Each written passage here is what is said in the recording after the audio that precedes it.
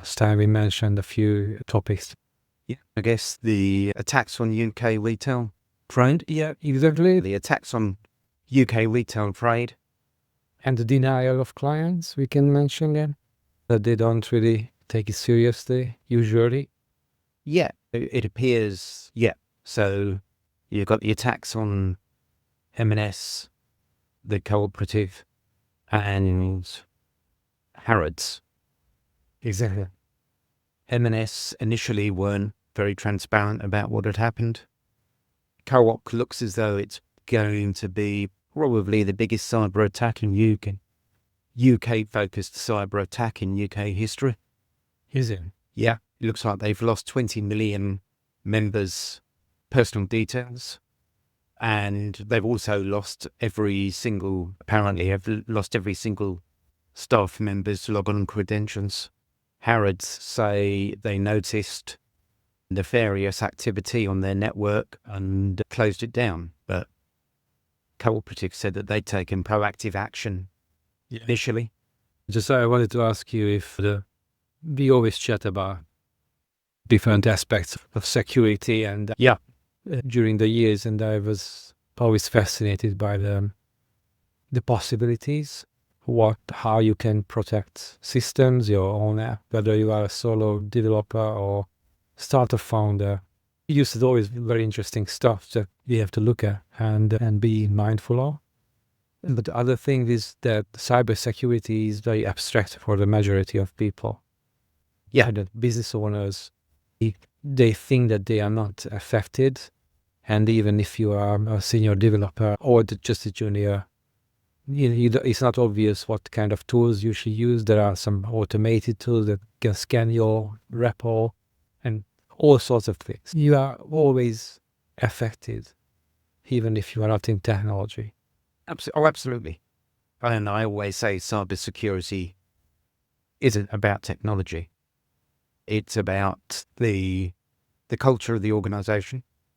If you're a cybersecurity organization, that's driven down from the top.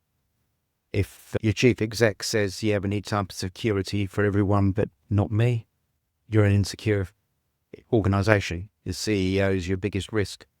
Yeah, cybersecurity is not just about technology. Yes, technology plays its part, but you've got culture, the awareness of your people. If your people are being continuously trained and made aware, they can be your strongest defense. It's about looking at your processes, your business processes. Are they secure? And finally, it is about technology and making sure you've got the right tools, or, depending on your size, outsourced cybersecurity companies to support you. Yeah. I remember when you first showed me the Sophos suite or software that you can protect your own laptop. That will be the first step, right? Yep. So if you're a solopreneur, it is not going to cost you that much to protect yourselves. So you're looking at, number one, making sure your laptop is configured to accept the monthly security updates. Doesn't matter whether you're on a Windows laptop, a Apple Mac, or you're using Linux.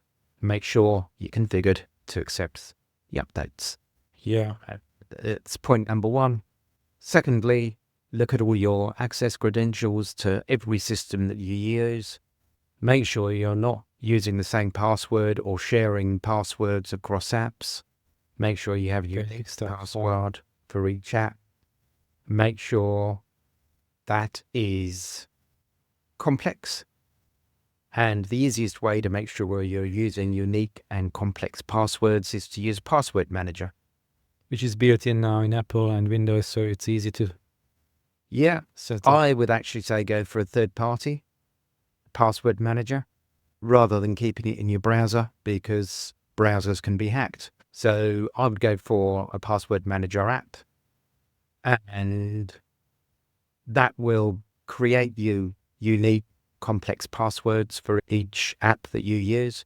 The only password you then need to remember is the password to get you into the app. Also, password technology finally is changing. It was time, because the user experience of using passwords, multiple passwords, in the last 20 years was very clunky. Yeah. To be honest. Yeah. If you are not technical, it's a pain in the... Yeah. I would go as far as to say that using passwords is setting up every system to be by default insecure. But now, finally, passwords are changing, and they're changing to passkeys. Complicated to understand, easy to use. So, passkeys are what they say. They're keys to, like you use in your front door. But obviously, a software version of, say you're signing into your Google platform. Google, at their end, has what's known as a public key, and that is an encryption key. Don't worry about how it's put together, because you'll never remember it. You don't need to remember it. Yeah. Which everybody accesses, but they can only access it with your individual private key, another string of encrypted text. So when you go to sign into your Google, it says, do you want to use your passkey? That you have to say yes. And it, as far as we are concerned, it will recognize us depending on which device we're using, either by our fingerprint, our face, iris recognition, or whatever biometric we've chosen. But this is going to make things more secure in the short to medium term as they're rolled out, and they're being rolled out with increasing frequency. Yeah, I see the pop-ups all the time, and I think other people notice that as well. They want to force you to switch. Indeed, yeah, because it's more secure. If it's more secure, it's a no-brainer. Yeah. I think designers and product managers has a kind of responsibility on that, the wider adoption, because if you don't communicate it well on the screen, people will just ignore it. Absolutely. Say just cancel, ignore, and skip. Yeah. The other thing, what I noticed, I wanted to purchase a Sophos for my own laptop, and you need to set up a video meeting with a Sophos representative, and only after that you can purchase. I would do this effort, but not everybody. Not everybody's going to, and I agree with you. And I think the tech companies have got their part to play in cybersecurity, and that's making it easy to purchase their product. Yeah, because I want to just purchase like A single license. Click, download, pay, and Yeah, there we go. I'm protected. that's right. It's an effort to be protected now, and it's not easy to use these tools. No, that's right. That's right. If you want, as a business owner, a secure company, you need to get the basics running. Yes, indeed. And in the long term, you will have a much calmer sleep at night. Absolutely. Absolutely. So yeah, the 2 points there. Let's just finish going through what the solopreneur can do. So we've said, accept the updates. We've said secure your access credentials. Third, you've just said about what used to be called antivirus is now endpoint detection and response. And that's because it's now using AI to understand how you use your devices and effectively designs the protection accordingly. And backup. Yeah, that's what And you mentioned backup. last time. Yeah.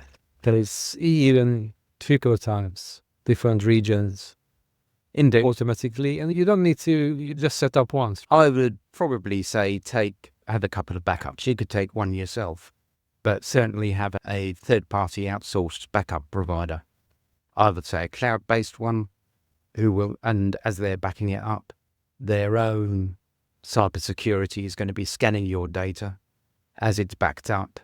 Not just iCloud. No, not just iCloud.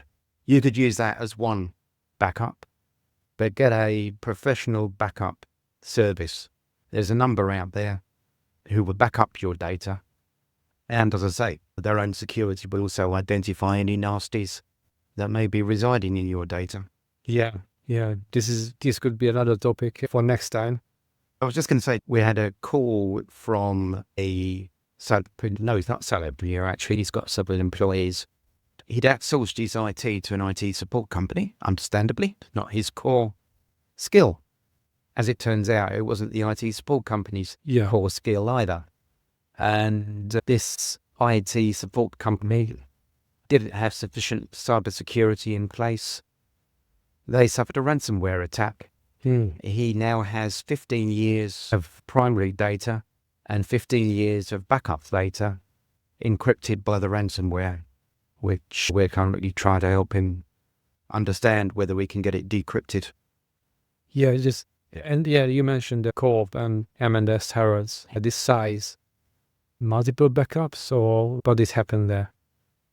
This is an interesting one. It looks as though in all three cases that they have been targeted by a group. The name of the group doesn't matter, but it's called Scattered Spiders, who specialize in social engineering attacks. So what they've done is they have gained information about, let's say, Bence. It's gained information about you, where you're working, what systems you use, from publicly available information, probably your mother's maiden name, which is often a key security question. Unfortunately, yeah, he's just the only one. Yeah. And then so say they're targeting one of the big supermarkets because they know that you work there. And they then contact the help desk. Say, "Hi, help desk, I'm Bence. Forgotten my password again. Can I reset my password?" Actor. Yeah. They need to be the actors. This is the actors. Yeah. So they contact the help desk. They've got your username is more than likely your work email address. They've now managed to change your password. And let's say that you're an admin within the large supermarket. They now have access to the scope of your admin work. Yeah. And they can move wherever they want in the company because they've got your login details. So yes, that looks as though how probably all three attacks have taken place. Social engineering. So they send a phishing email to somebody. And I think it's very powerful. Yeah. Yeah, this is very good that you mentioned that because people need to understand it's not happening on your phones and laptops. No. The hacking is happening in your life. Indeed. Scary. So yeah, I'm always saying to people, beware of the amount of information you are putting on social media. Because somebody out there is collecting that and it may be used against you at some point in the future. Yeah, they invest. Yeah. In the future. Absolutely. Don't want to name countries, but anyway. Indeed. Yeah, but yeah, so you've got your nation state attacks against other nations. So you've got the big four, they're conducting cyber warfare against the West. It's as simple as that. And then you've got cyber criminals. If you look at the GDP of the biggest three economies in the world, America and China are still number 1 or 2, oscillating at the top. And cybercrime, the value of cybercrime is equivalent to being the third largest economy in the world. Yeah. This is not the common knowledge. No. Nobody mentions that. No, it's frightening. It's scary. Yeah, usually it's not in people's minds. They think that it's an IT problem. It's mine. But it's everywhere. At least 1 or 2 sessions should be taught to kids in school. I have the feeling. Absolutely. Don't eat too much sugar. And don't use the same password. The same. Yeah. That's right. Or use your passkeys. This is very much like brush your teeth. Yeah. Basic. And then 90% of the hacks could be avoided. Maybe. Absolutely. I don't know. Absolutely. For a solopreneur, it's relatively easy. Start thinking about your cybersecurity now and work with somebody who knows what they're talking about, and it will grow with you. Don't suddenly get to 50 employees and then think, yes, we haven't done anything about cybersecurity. Get somebody involved who knows what they're talking about, and they'll advise you as you grow on the best practices. So then we get to the bigger companies, and the basic principles still apply. Like the small ones. Making sure your employees aren't using the same password they do for their iCloud, etc. Make sure if you're a big business, you're still using, every employee has access to a password manager, but don't have the admin password admin, because if you get hacked, they've got access to all your passwords. It looks like in the Co-operative attack that we were talking about, they have access to all, I think it's 70,000 employees' login details for every app within the Co-operative, going by media reports, which does indicate that an admin password had not been changed. Yeah. But so yes, the basic principles still apply. But then you need to be looking at getting what we call OSINT, so operational intelligence of the threats against you, having a security operations center, which is monitoring the traffic coming into and out of your organization, looking for anomalies, which could be an attack underway. Also having, you could build security operations center internally, together with a security incident and event management center. You're more likely going to be outsourcing it to a specialist company. And it's much smaller cost than being hacked. Invest in cybersecurity, and it's an investment that you'll get an ROI on multiple times. So it is not an expense. The three big retailers are losing millions of pounds due to these cyber attacks. Which was many times, I don't say that they are in this boat, but many times it's cost saving. Yeah. That's what. Oh, absolutely. Absolutely. If you look at Marks and Spencer's, their online store was online fashion retail, where in the middle of spring approaching summer, people are thinking about renewing their summer wardrobes. If they can't buy it from M&S, okay, M&S website is down. M&S have withdrawn online sales at the moment. They'll be going to their next favourite retailer. Competitor. Yeah, but what I meant is when we try to sell cybersecurity services or suggest to companies, they say, no, we don't have budget for now. We don't want to spend on this. That's the response. Well, that is often the response. But hopefully these three cases will deliver the message that cybersecurity is not an expense. It's an investment in the business, and that it's not just the cost of recovering, of getting back into operation. It is those millions and millions of pounds of lost sales. Yeah, which you don't normally measure. It's right. Together with the lost reputation.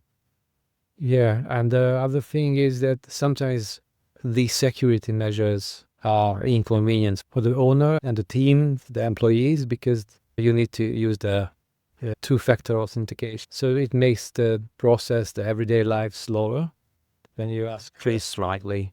But as we keep saying, do you want to be the employee that has found a way around the security processes and be the person who's let the hackers in? Again, it shouldn't be seen as a hindrance. It should be seen as an enabler.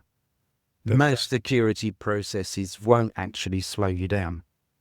If they are planned well. If they're planned, implemented well, and people understand why they're there. So it's education, good planning. Yeah.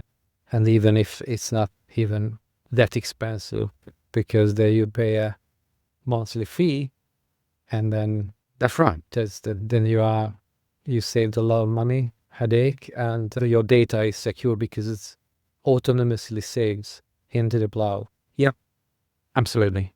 And of course, hacking is always possible, but then you already made it 99% impossible. What we're trying to do in the cybersecurity industry, we will never make and we will never promise an organization 100% secure. What we're trying to do is we're trying to make it difficult enough that when the, as we call them, threat actors, the hackers come knocking on the door, it is that bit more difficult to get in and they'll go elsewhere. So it's like securing your house. You don't just have a Yale lock on your front door. He's going to say, no, this is too much of a risk. I'll be called trying to get into this house. Yeah. Oh, look, next door, they left all the windows open. I can be in and out in a couple of minutes. Cars. Exactly. They just go to the next. Cybersecurity is the same. And how should people imagine this, that this is completely, I assume that completely automated, how they scan for victims, right? So they are not picking on somebody. Absolutely. It is very rarely your teenager in his bedroom or her bedroom hacking in. They are businesses exactly the same. It's actually the same as Marks and Spencer's. Yeah. They have their Bosses and managers. Yeah, they have bosses, managers, they have HR departments. I've seen the communication between the insurance negotiators and the hackers of the large organizations. And at one point, the guy on the hacker side doing the negotiation said on the Thursday, look, we've got to get this completed by tomorrow. I'm on annual leave next week. They're big business. Hacking is big business. Yeah. As I said earlier on in this chat, if you look at the amount of money that cybercrime gets through cyber hacking, it's equivalent to the third largest GDP in the world. It's professionally done. Yeah, absolutely. Because it's still, many people they think about teenagers doing it unprofessionally, but it's not. very rarely. Sometimes military is involved as well. Yeah. I mean, organized. Yeah, it's known, as I was saying earlier, about nation-state attacks. The next one could be about the AI-generated code, right? Yeah. Yep. Dedicate 40 minutes or so. Absolutely. Because many people are just uploading the running apps live and they have no idea what they are doing. Absolutely. Yeah. Yeah, next time. Okay. So, yeah, we met at Design District many years ago. Yeah. So we both work at the Design District. I being Bryan Altimas, run Riverside Call Consulting, who are a data protection, cybersecurity, and risk of using AI consultancy. And so if you're worried about your cybersecurity and being hacked, being defrauded, or compliance issues, that's my consultancy. Come and talk to us. And you are from one of the big four, but it's a different big four. It's BNP. Yes, so I learned all of this over 17 years working for KPMG, one of the big four consultancies. That's right. And we started chatting about a lot because I'm an AI consultant and user experience designer. And I'm very interested in security because I do apps as well. So I develop. Yes, yeah. AI-generated code is very risky, as everybody knows or assumes. So we chat a lot with Bryan. And also I'm very interested in compliance. So we have a lot of common overlapping areas. GDPR and AI Act kind of fields. You need multiple expertise. You need to have it easy to use, but also compliant, also secure. So many people has to work together for efficient software. And that's why we talk a lot. Indeed. Yes. So yeah, cool.